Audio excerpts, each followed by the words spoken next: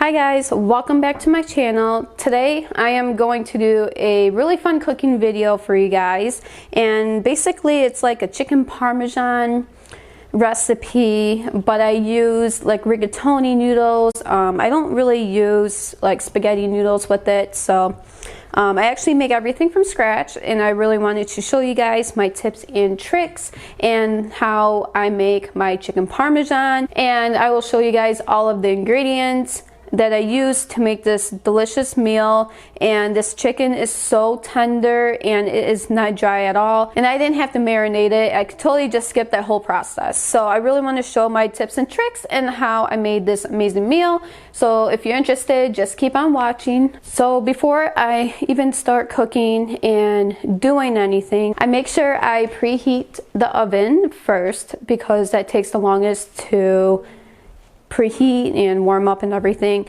So while that's preheating, we can get going with the chicken. So this recipe says to preheat the oven at 430 degrees. So I'm going to turn that on and get that going. So while that is warming up, I'm going to get the chicken ready. So basically what we need is a cup of Italian breadcrumbs. The recipe did say half a cup of panko breadcrumbs. I don't have any, so I just have the Italian style breadcrumbs. And honestly, the last time that I made this, it was perfectly fine. I ended up just using a cup of this. And we also need half a cup of Parmesan cheese. We have garlic powder, onion powder. We also have 2 tablespoons of parsley, and I have a dash of salt and pepper in this one. And I also have some garlic. So this recipe calls for slices of mozzarella cheese. I have shredded mozzarella cheese, so I used this last time and it was perfectly fine. And also 2 eggs. So what you will want to do first is mix the eggs, garlic, parsley, and the salt and pepper. You will need a couple of different whisks, so you can whisk together the eggs and everything, and then another one to mix the breadcrumbs and the Parmesan cheese.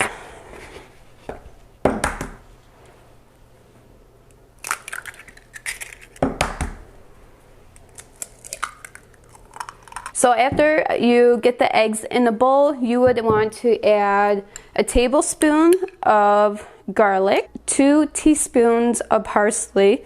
So I'm going to take my whisk and whisk it together. Okay, so I have my chicken all cut up, and what I'm going to do is make the breading mixture. So I have a cup of breadcrumbs, and I'm also going to put half a cup of Parmesan cheese. And then I'm going to take my other whisk, and I am just going to mix this. And the recipe says you can use garlic powder or onion powder. So I am going to use a little bit of onion powder and a little bit of garlic powder. And then I'm just going to mix it up. So this pan is already pre-greased, so I don't have to worry about greasing it right now. So basically what I'm going to do is dip the chicken in the egg mixture, dip it right into the bread mixture. Okay, so this is what the chicken looks like. So here is my secret. I actually cover it in tin foil before I wrap it in tin foil. I'm also going to add some mozzarella cheese. Okay, so this is what it looks like. So this helps lock in the moisture so the chicken doesn't dry out. So I'm not going to completely like close it on the sides. I'm just going to leave it open a little bit here on the ends, just so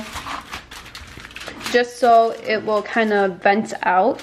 See how it's a little bit open? I'm not going to entirely like close it off. So if it doesn't fit, that's really not that big of a deal. Okay, so the oven's preheated. We're just going to throw that right in there. and I am going to put it on the timer for 25 minutes. I usually cook my chicken for about a half hour in this oven because it does take longer to cook. So I did want to mention that this recipe does say to heat oil in a large skillet over medium and high heat until hot and shimmering. Then you fry the chicken until golden and crispy, about 4 to 5 minutes each side. So I totally skipped that whole process, and I just ended up going and just throwing it in the oven.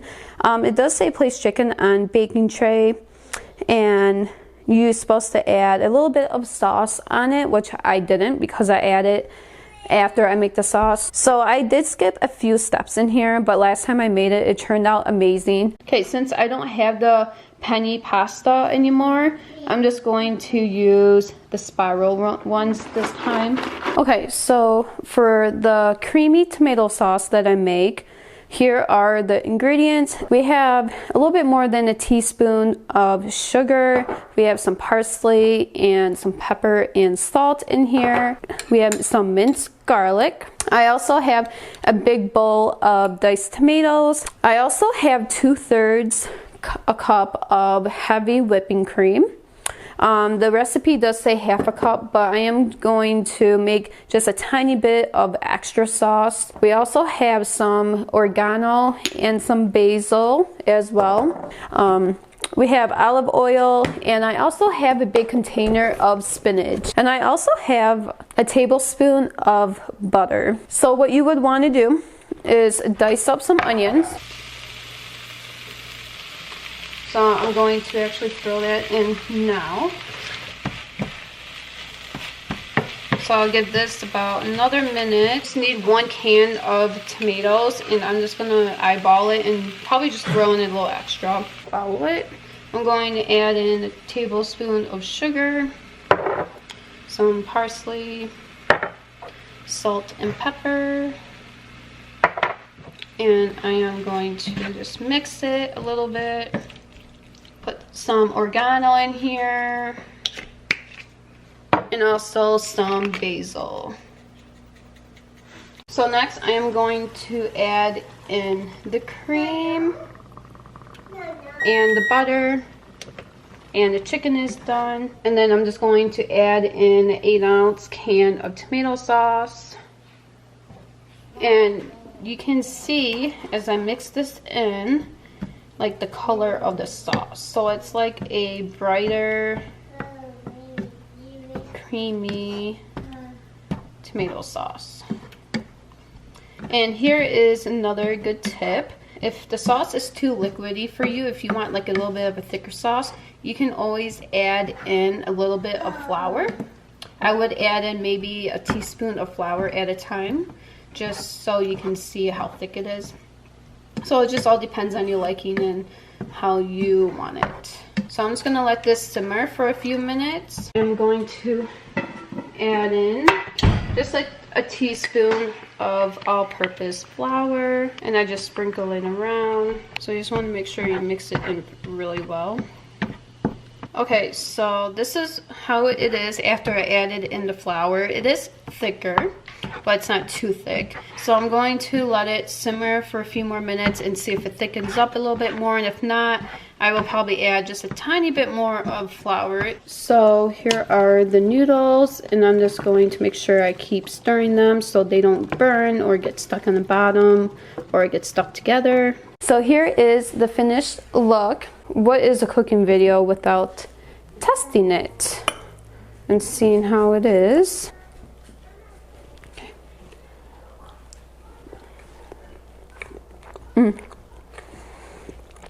Oh my gosh, that is so good. That is amazing. I highly recommend giving this a try. You won't regret it. I just wanted to say thank you for watching my video, and if you haven't yet, make sure you subscribe for more future recipe / cooking videos. I love cooking, so it's something that I really enjoy doing, and if I can make recipes like this for you guys to try, make sure you give this video a thumbs up, and I just want to say thank you for watching, and I'll see you next video. Bye.